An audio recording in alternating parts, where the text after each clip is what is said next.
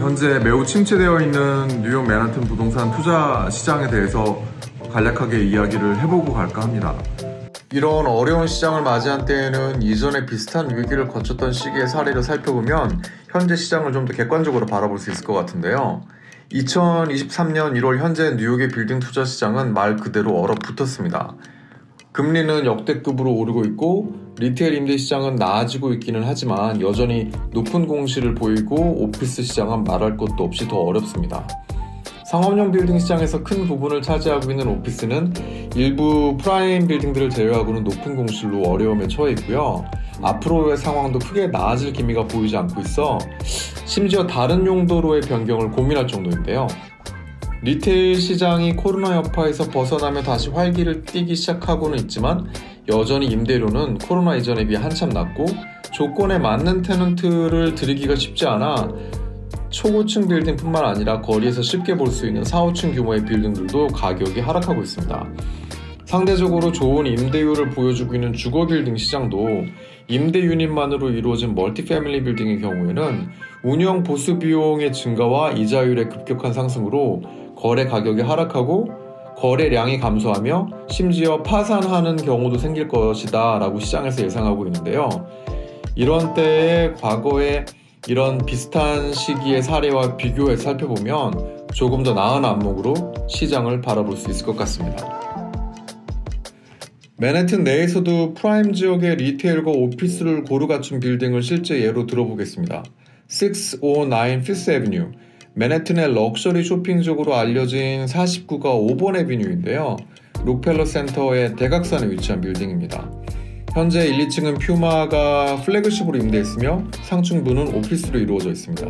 13층 높이의 연면적 약 4,500평, 가로 세로 15m 바이 53m의 직사각형 빌딩인 이곳은 2018년에 메이저 레노베이션을 거쳤으며 미적으로도 매우 아름다운 빌딩입니다. 이 빌딩을 블랙스톤이라는 투자회사에서 2002년 3월에 $65밀리언을 지불하고 매입했는데요. 2001년 9월 11일 9/11이 발생한 후 불과 5개월도 안 된 시점으로 그 당시에는 전쟁의 위기가 고조되던 시점이었습니다. 매입가 대비 연간 수익률, 그러니까 캡레이트도 5.1%로 그리 나쁘지는 않았습니다. 블랙스톤은 정확히 4년 1개월 보유 후 2006년 7월 SL그린이라는 회사에 $182밀리언을 받고 동일 물건을 매각합니다. 매입가의 3배 가까이 되는 금액이었죠. 여기서 이 두 플레이어를 잠시 얘기해보자면 블랙스톤은 다들 잘 아시겠지만 세계 최대의 사모펀드 운영회사로 2021년 기준 약 $880빌리언을 운영하는 회사이며 SL그린 리얼티 역시 상정회사로 뉴욕의 최대 상용 빌딩 소유 회사입니다. 이러한 SL그린은 이 빌딩을 매입 후 저층부 리테일에 많은 자금을 들여서 유리 구조의 리테일 박스를 만들었고 퓨마 플래그십을 유치했습니다.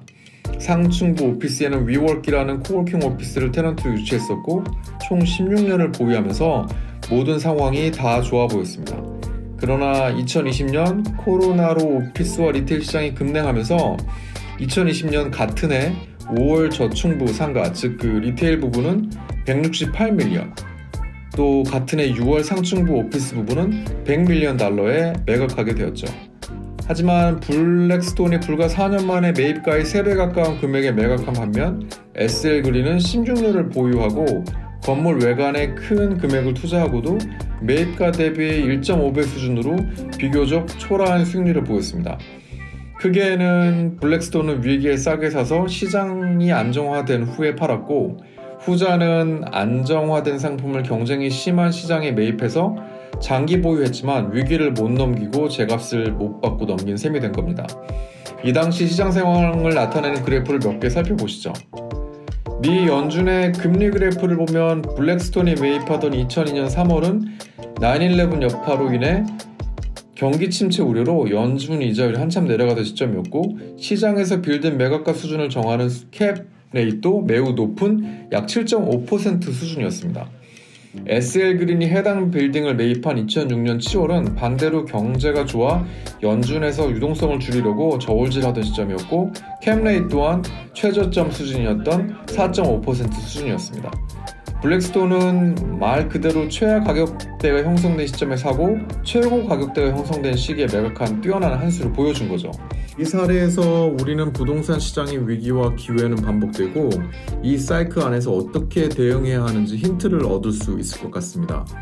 현재 2023년 겨울은 코로나 이후 다시 이 위기의 시점을 통과하고 있는 사실과 함께 말이죠.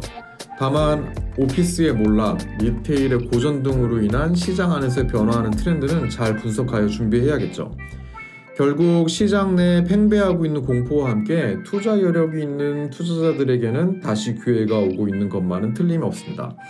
증시에서 말하는 우라가미군 이후의 사계절 이론에서도 인플레이션 우려로 인한 시장 금리의 인상 시점을 지나고 오는 불경기와 실적 침체를 앞둔 현재와 같은 시점을 부동산 매수의 시기라고 했으니까요. 일반적으로 부동산 투자에 있어 어느 지역에 있는 어떤 물건에 투자할지는 크게 변하지 않습니다. 언제 사느냐가 더 중요한 거죠. 이상 부동산 투자에 있어 현재 상황과 비슷한 과거 위기의 기간에 이루어진 대표적인 사례를 살펴봤습니다.